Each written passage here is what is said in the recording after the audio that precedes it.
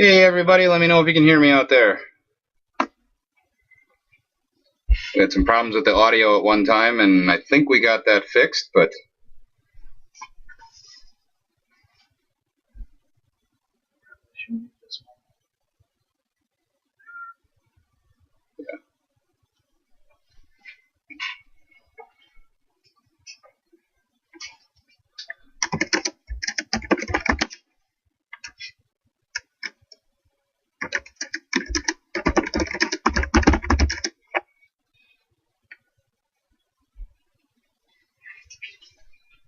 at least I can see the address there. Hey everybody. Well, hopefully the ad has stopped. Hi. So tonight we're doing something a little different. If we have time, we're gonna mess around in the shop a little bit on top of all the normal playing around that we do. We also have, let me switch over here. We also have, I have a friend of mine. Nope, that's not the right camera. Haha, there, Dave. Dave is in the shop with us tonight. He is going to be the cameraman and probably smartass comment guy. Never. And we're gonna hopefully be playing around with the second camera a little bit tonight. And if the ad ran for everybody, I just want to say welcome to the live show. We're just playing around here for a little while, getting everybody in. Hopefully they can hear me. Hey Chris, how you doing? Yes, Chris, you are welcome to make smartass comments too. This will be the live ones, and you can do the chat version.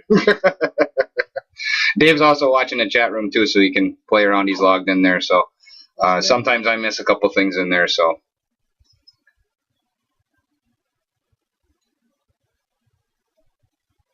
there's Dave playing on chat room.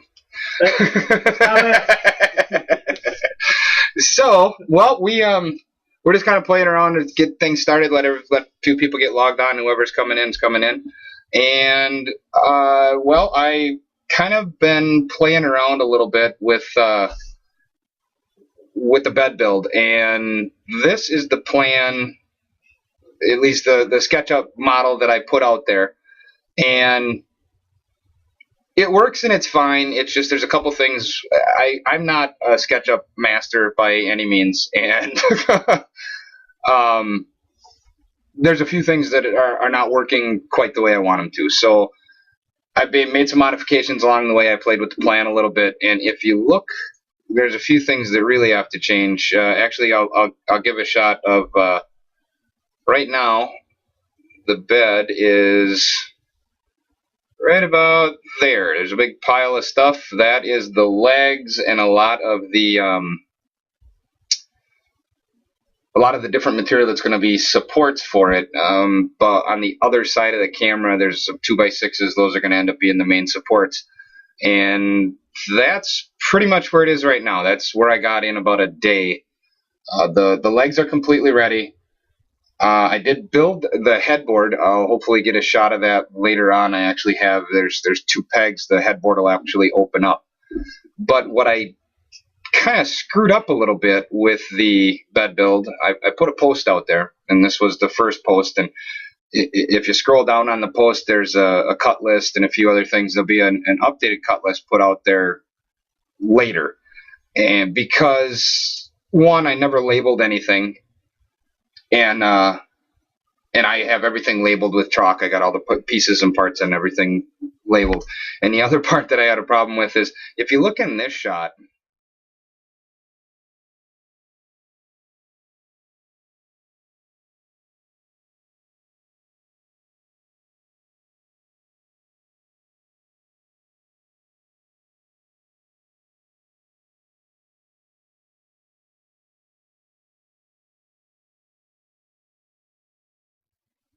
okay, there we go. What I was, sorry about that. What I was saying was this part right here, I completely goofed up on, because the headboard opens up, and because of the way I designed it here, because I didn't really finish it, and I kind of made my cut list off of these drawings, it opened up to nothing. So I had to on the fly kind of redesign a storage area underneath there. So it worked out fine, and it's going to work, no big deal. But I'll be putting a new post out there with a new list of parts, and hopefully a new SketchUp drawing sometime soon. Because if anybody does want to do anything with it right now, it wouldn't work.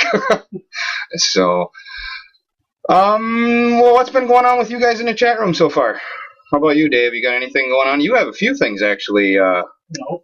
Yeah, you got a few things going on with your shop. Oh, yeah. What? Let's see if I can get. You can tell us what you're doing with your shop, and I'll see if I can get a picture from that email you sent me. Oh, okay. Let's see what's going on with my shop. Pretty much just built a clamp rack. Trying to just get things organized. Pretty much moved my shop from my garage into my basement, and as you can imagine, yeah, things are kind of in chaos right now. So just trying to get things organized. I gotcha. Huh? You're on screen now. I'm on screen now. Wow, I'm on screen now. So as you can imagine, I'm trying to get things organized, and built a workbench. Like I said, just did the clamp rack. Just built. We actually bought one of those pre-made storage cabinets, and put some pegboard behind it. So just trying to get things set up. Trying to think of what I want to get done yet in there. The clamp rack. How many clamps you end up fitting on that thing anyway? Well, it's not full. Actually, I think right now I've got probably about 25, 30 clamps. And I could easily add, I just did some 2x4 construction with 1x stringers across it so that I can actually take my clamps and just kind of rest them on the actual stringers. Mm-hmm. So there's definitely room for expansion. So if I ever get to that point where, of course you can never have enough clamps, but once I get more clamps, I could just add another stringer and put my shorties up on top and kind of move everything down. So cool. Yeah, worked out pretty well. That's cool. Yeah, I can't seem to locate the email. I think it's moved. I sent it to the Ravinheart one. Yeah. I was going to have Andrew show you guys what it looks like when you send your tape measure through your dust collector. Didn't think that 4-inch hose was powerful enough to actually pick up the tape measure that I had laying there, and I was wrong. And luckily the tape measure the outside was made of plastic, so when it actually went through the actual spindles that spin inside your dust collector, all it did was kick the tape into the actual bottom bin of the dust collector, and the plastic part just got shredded. For some reason that one didn't come through, but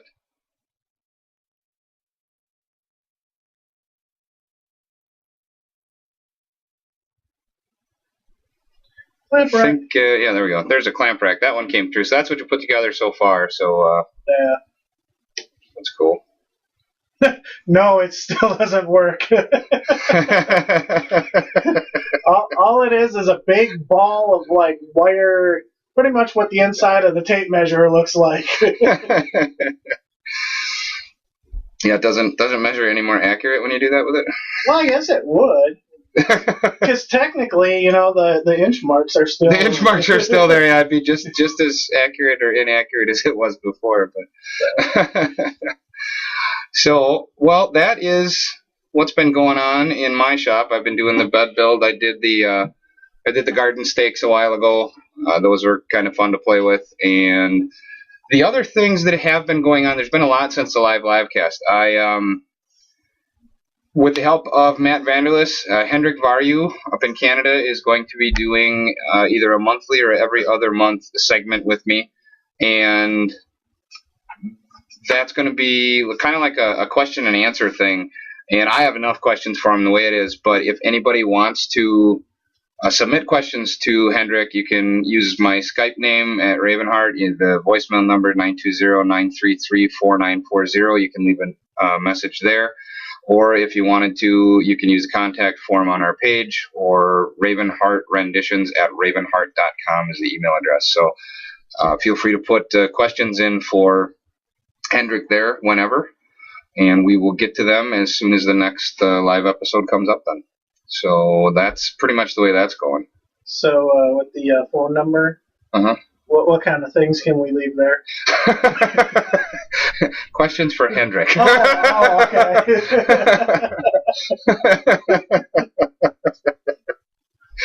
Great. Sorry. Oh, yeah. Always Dave.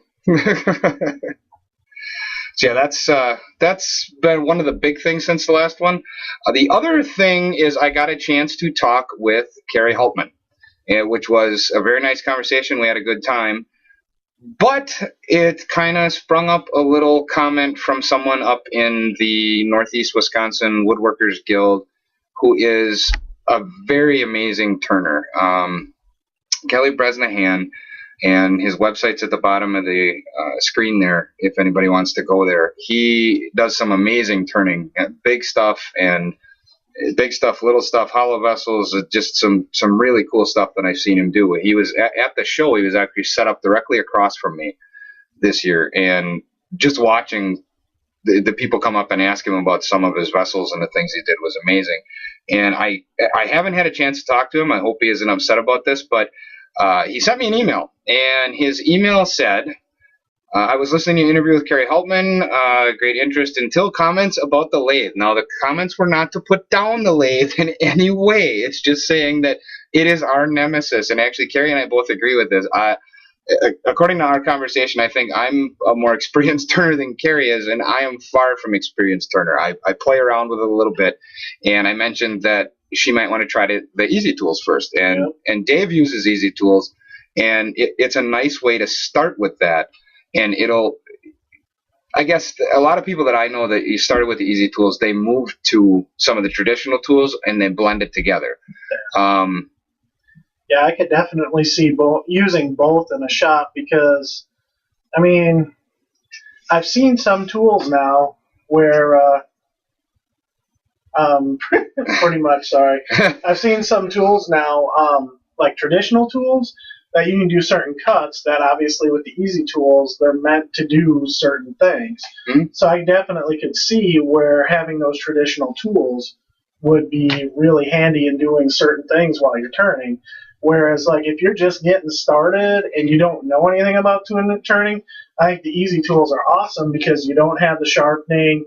You know, it's not a huge investment. I mean, you're probably paying about $100 a tool, but then, like, I've been turning now for about 2 years, and I think I've actually replaced my blades only twice. Mm-hmm. So, and a blade replacement is about $14. So you just don't have that headache, and I don't really want to call it a headache, but you don't have that whole sharpening thing. Yeah. I mean, it's almost a skill. Yeah, and it is. I mean, learning to sharpen my tools was almost as difficult as learning to use them. Now, I didn't have any formal training. I've taken a couple little classes with like at the Woodcraft, so it teaches you a very specific thing that you want to do. And I'm happy with what I've learned so far. I've done a few bowls. I make a ton of pens. Them are usually gifts. They're just an easy, fun thing to do. The thing that I said was if you wanted to start with because the intimidation factor is there sometimes, because if you goof and have a catch, boom, off that thing goes. I mean, I've sent a few over my head not knowing what I was doing. And the thing that I mentioned was maybe she wanted to try the easy tools and she hadn't heard of them before. Now, the other part that I will say, though, with the easy tools, mm-hmm. I did actually have an accident with them. Uh-oh. Because I did the mistake that actually one of mine got caught. Uh-huh. And when I tipped it to actually release it, my thumb was too far forward. Oh. And it actually, luckily I had my wrist far enough back that it didn't really catch me bad, but it actually did catch my thumb. Hey. So I think it's pretty much any tool. You just got to be... Yeah, anything you've got to be careful with. Yeah. Now the part, and I'm putting Kelly up on the screen here while I read the rest of this, and I am going to email him after I put this, say this, but... just like any woodworking tool, the lathe is a fantastic tool if you have the proper training. I'm a wood turning instructor at in the Green Bay area, and I think it's NWTC up in Green Bay that he teaches wood turning classes, and he is a member of the Northeast Wisconsin Woodworkers Guild. And what he says to me is, if I have an hour or two, I will if I have an hour or two, he's willing to give me an hour or two of some tips that will help me, and he guarantees that it'll help me be happier with the turning and everything. And I am more than willing to take him up on that. And within the next month or so, hopefully he doesn't mind that I bring my camera up with me, and we will get some footage of me attempting to learn something better about turning. Just to mention, Kelly's also part of the Northeast Wisconsin Wood Turners, too. I think he's actually a pretty big part of that club, too. So, Kelly, I'm going to email you, too, and I'm saying right now, I'm more than willing to come up and learn. I would learn, especially with seeing some of the stuff that guy can do. If I could learn a small piece of what he knows, it would be amazing. And I'm more than willing to come up there, and I'll be emailing you the same thing later. So, Dave, you want to go with? Maybe. So, well, now the other part that we got to do, normal stuff that we got to do every month or so, whenever I actually decide to do this thing, is we are back with Fox Chapel again, and we're doing the book giveaways. And this month is the Great Book of Woodworking Tips. I just got another ad. Yep, Dad got one too. Uh-oh. Well, it sounds like we're getting an ad, so we'll take a minute.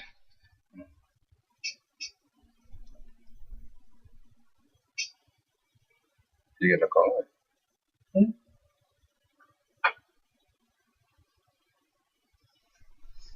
Did it go through now?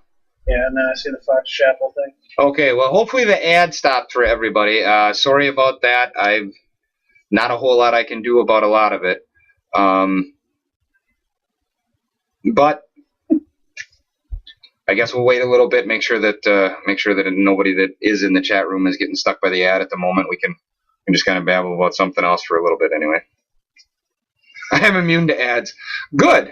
Then I want to find out exactly how they get rid of them. There's the ad. Yeah, great. Mine. I have another screen up here, and mine came just a little bit after everybody else's too. So.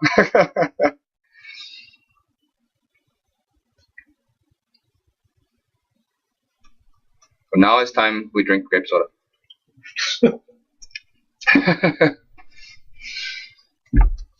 So hopefully everybody got through with the ad. And as normal, we are working with Fox Chapel yet. And Fox Chapel does a book giveaway every time. And this month is the Great Book of Woodworking Tips. I mean, this thing is actually pretty cool. I enjoyed going through it and reading a lot of this stuff. So if you've ever read American Woodworker, I mean, it's real similar to going through that stuff. So I'm going to try to pick a winner for that first. Let's see what we come up with.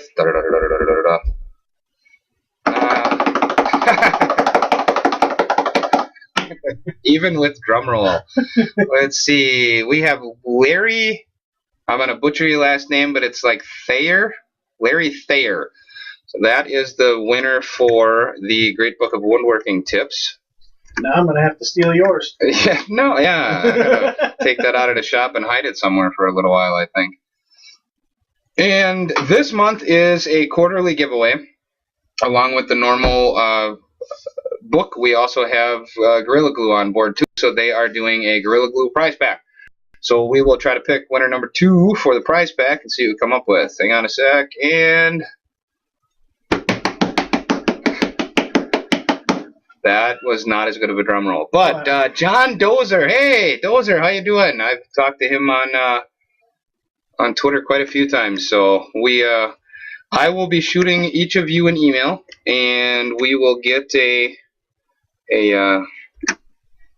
information from you, and then Fox Chapel and Gorilla Glue will send you their stuff. So that's that. And that's pretty much what we got so far. Actually, what I'm going to do is I'm going to split the cameras here so we're both on screen for a little while. Uh-oh. And make sure I got my chat room up so I can see who's being a smarty pants about what.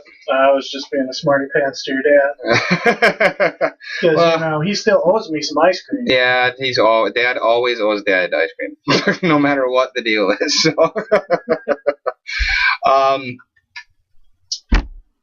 What else do we got going on here? Well, if we got some days are like that. Your dad says no. I say yes. Anyway. Well, we did our giveaway. We talked about what's been going on in the shop lately, and I guess we got a little bit of time to play around.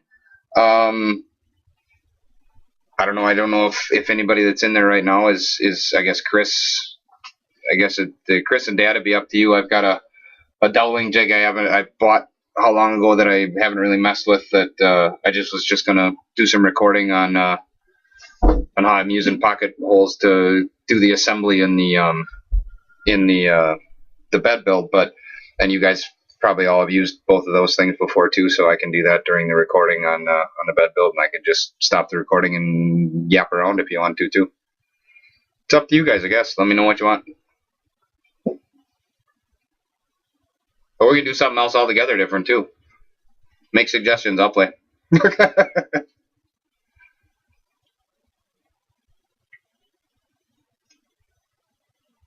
Song and dance. Song and dance. No. No one needs to be subjected to me singing. Yeah. Pocket hole jig. Well, worst case, we can at least show the pocket hole jig. I've got mine attached to a board a little different. Hang on a sec here. I'm gonna do a split camera for a little bit while we're messing around with some things. Actually, what I'm gonna do is I'm gonna go to a blank screen for a little bit while we move around the cameras a little.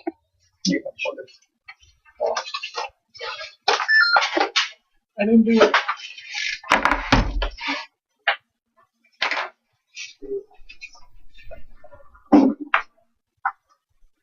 Dad says, Dave, you can dance. No, but I can sing.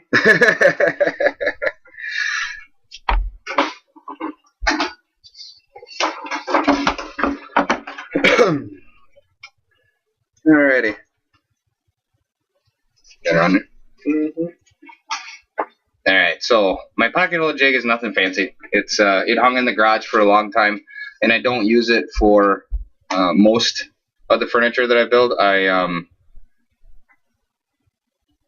guess most of it is, more traditional joinery, but there are a few things that I use this for, and the bed build is one of them, because the bed is going to be completely painted white. I mean, everything's going to be primed, painted. There's going to be all the gaps filled. I don't have to worry about.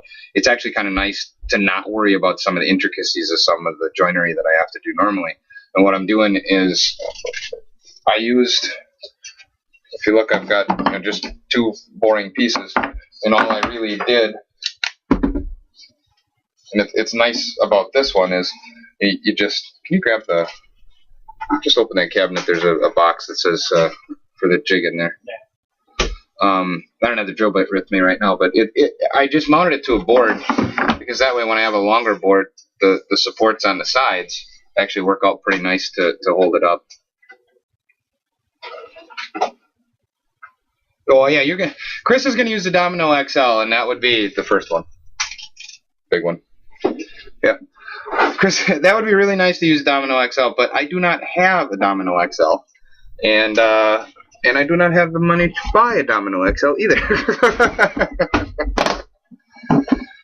But all I've done so far with the jig is I took this doweling jig, this cheap little doweling jig, and I ended up doing exactly what I'm going to do on camera here, and it's actually pretty easy. This thing I picked up, gosh, I think it was 3 years ago, and I just opened the box today. The tape was still on it, and I put together the headboard with this thing. It was actually pretty simple. I'm glad you figured yours out. Yeah, this wasn't too bad.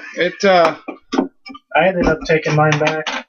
No, this one I didn't. I swore at it for a little while, and then I looked at it and said, "Oh, well, maybe I should have read the book." And there is always that. Yeah. Yeah, domino would be really nice. I actually thought about just doing biscuits for a little while, but yeah, I guess I didn't want to. And so all I did is the same thing I'm going to do here. Did you see? No, not on that one.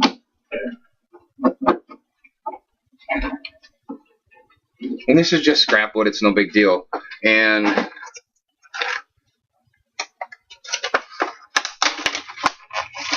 this package, I haven't even used this stuff out of here yet. I used a different stop collar when I did the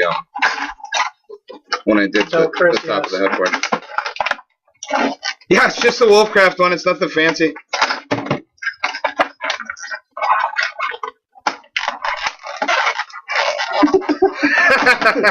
Hey now.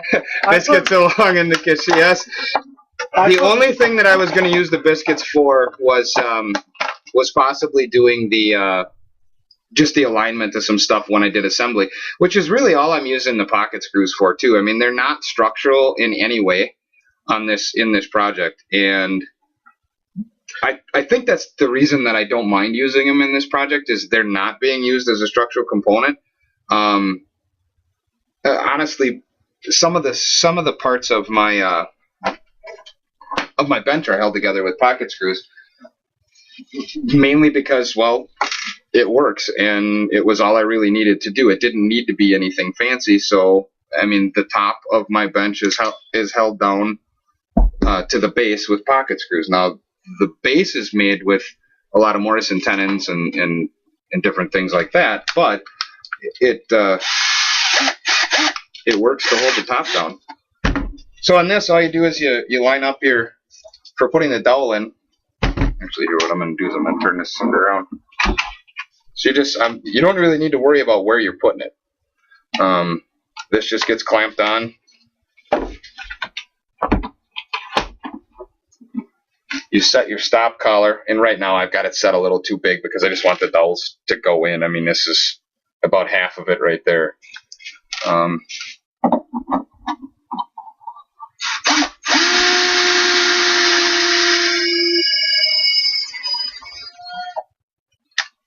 You have to account for the thickness of the jig as well. That's the part that I forgot before, and I had to do a little differently anyway. So we have to. What I did before is I actually stuck this through, and then I tightened it down, and it seemed to work okay. So that's the part. If you don't account for the thickness of the jig.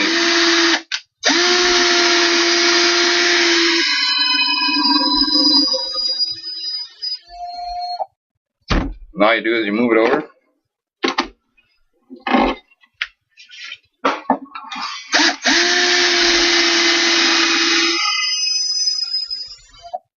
Yeah, gotta clamp it down a little better though. Didn't get that too tight, I guess.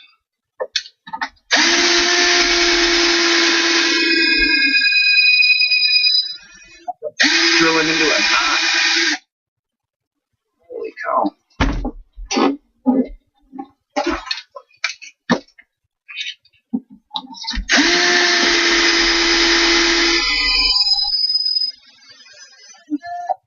I don't really care for that stop collar a lot. Then the part I liked about this jig was,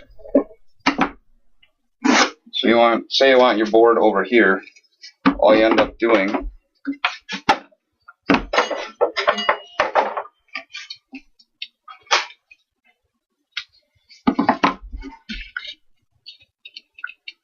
is screwing up your thing.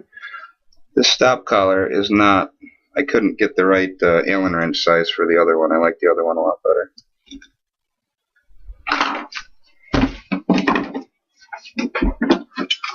Take this off of here. You line up.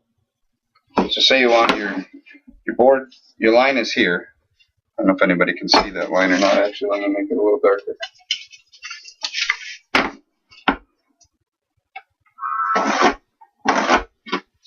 Well, that didn't help.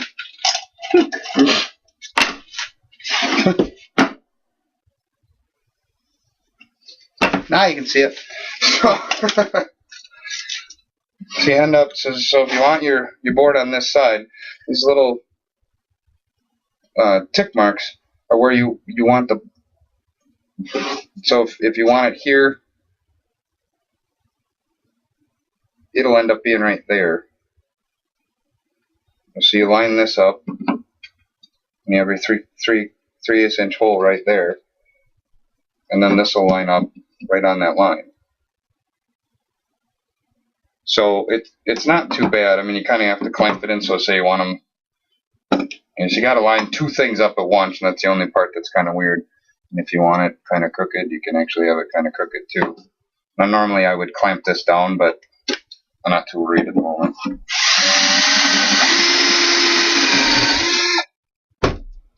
Then you line the other one up.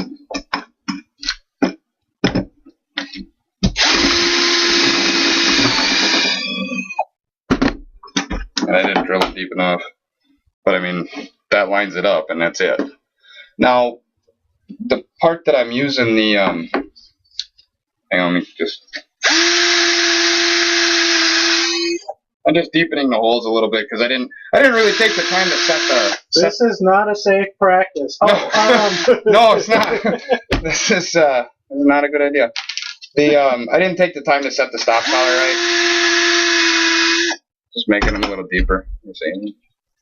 Chris is being a smarty pants. He is. Yeah, probably.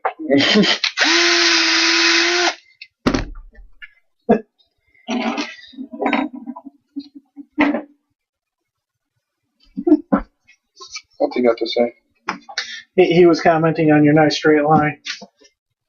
Well, it's supposed to be crooked. I told you that.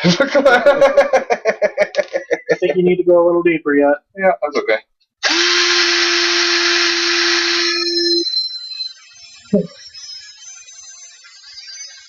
There is something in this one. Holy cow.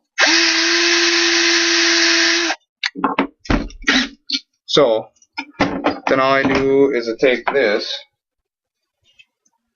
and since when I'm doing the assembly, especially the bed assembly, I don't have time to actually go through and wait for all the glue to dry at each stage. So all I'm doing is using the pocket screws, and I made this goofy little jig, and I just have to avoid the same hole as my dowel here. So you just kind of move it over one way or the other a little bit, and this clamps in. Dad says that there's another ad. I don't see it on this one yet, though. Yeah, ad will be coming up pretty soon. Sorry about that, guys.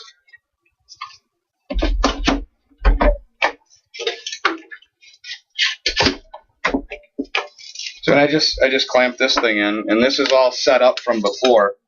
But I mean, all you do, anybody who doesn't have one of these, is you just line this up with the 3/4 inch mark on here. You move your stop collar so it sets in the back, and that's it for that part.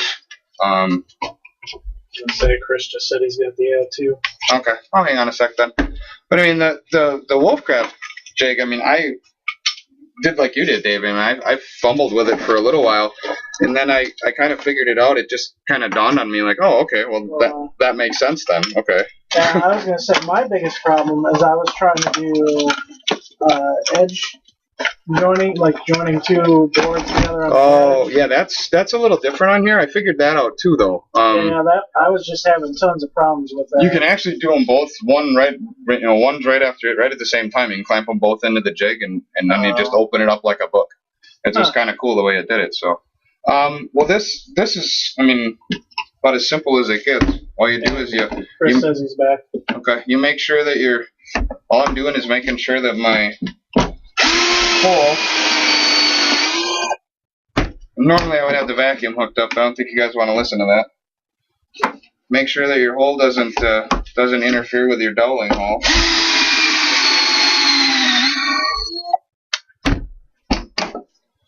And that's just the pocket screws. I mean, and then all I'm going to do, you slather some glue on this thing, make sure that your pocket screws are to the back, and you drive two in there, and that's your clamp. And then I can move on, and I don't have to wait for the next, for that glue to dry or everything else to go on. So, I mean, that's all I'm really doing with the bed build. That's how I put the headboard together. And so should we get a shot of that? Actually, yeah. What I'll do is I'm gonna bring my camera in here for a minute. And like I said, it wasn't too hard to do, and it was pretty simple to figure out the Wolfcraft jig. And what I'm going to yeah, just be careful. The door without any support moves real easy. So that's all I did to put that together, and that's what I'm going to do for some of the assembly too. So oh, don't let her open the wood. Keep it up straight. Yeah.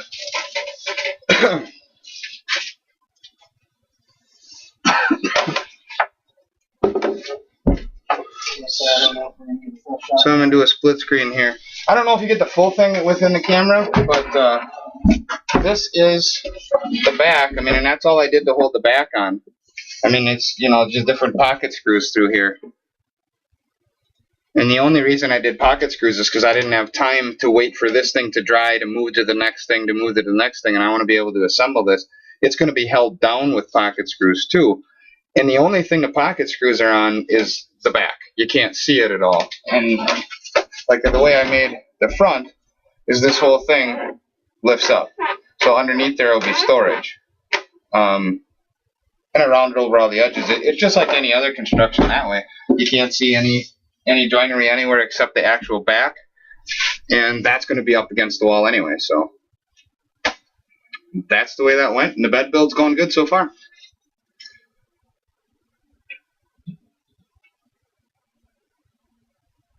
No, yeah, I am using glue too. The whole thing is glued up. The only thing I'm using the pocket screws for is basically it's clamping it. You know, the dowels are in there. It's all glued the way I normally would. Everything is done the same way that I would any other time. It's just used as clamping. And when I put this stuff together upstairs, like this, the headboard is not structural to the bed in any way. It's just a headboard, you know, and the legs will be glued and lag bolted, and then there's going to be plugged so you can't see them because it's going to be too big. So each side will be constructed. That'll be taken upstairs and painted. The two sides are the only real structural elements to the whole bed. Everything else is kind of to make it look nice. The stretchers underneath are supports. Those will actually be loose tenon and then pocket screwed to hold it in place, because we have to take each piece by piece upstairs, paint it all, then take each piece by piece into the bedroom and assemble it, and then touch up anything that needs paint and finish painting it in there. So it's the only thing the pocket screws are for is basically clamping. Glue and normal joinery is all still there too. Let's see. And that was just a little bit of playing around with that stuff. So that's about it. So I think I'm going to stop the recording part and say thanks to everybody for stopping by. And that's what's going on with the bed build so far.